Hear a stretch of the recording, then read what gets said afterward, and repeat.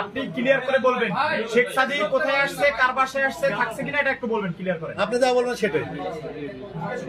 ওইটা হচ্ছে ওর পার্সোনাল বিষয়। হ্যাঁ, ওর শেখ সাদী আসছে আমি দেখছি, বলছি যে ওর বাসায় আসছে, কার বাসায় আসছে? পরিমণির বাসায় আসছে, যে ওর যাওয়া আসা হচ্ছে।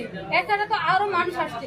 এই যে আমাকে যখন মারছিল তখন তো সৌরভ ছিল, সৌরভ আসছে। সব মানুষকে তো আমার চেনা পসিবল না, চেনা পসিবল। আচ্ছা, সৌরভ আপনাকে নিয়ে সামাজিক যোগাযোগ মাধ্যমে অনেক মন্তব্য করেছে। সৌরভের সাথে পরিমণির কোনো সম্পর্ক আছে কিনা এবং সে বাসায় কিভাবে যাতায়াত করতে সৌরভ আসতো 2 দিন থাকতো, 3 দিন থাকতো, আবার চলে যাইতো। সকালে আসতো, বিকালে চলে যেত। শেখ সাদী যেদিন আসতো ওই দিন যাইতো, না তারপরে দিন যাইতো। হ্যাঁ, তার মানে শেখ সাদী ওই বাসায় থাকতো, এটা তো ক্লিয়ার। আচ্ছা আচ্ছা, আপনি বলছিলেন যে হচ্ছে পরিমণি নেশা করছে, নেশা করতে থাকছে, ওইখানে হচ্ছে যে পরিমণির সাথে আরো কেউ নেশা করার জন্য আসছো কিনা, বা আপনি বলছেন অনেকে আসতো, আমাকে শেষ করতে দেন।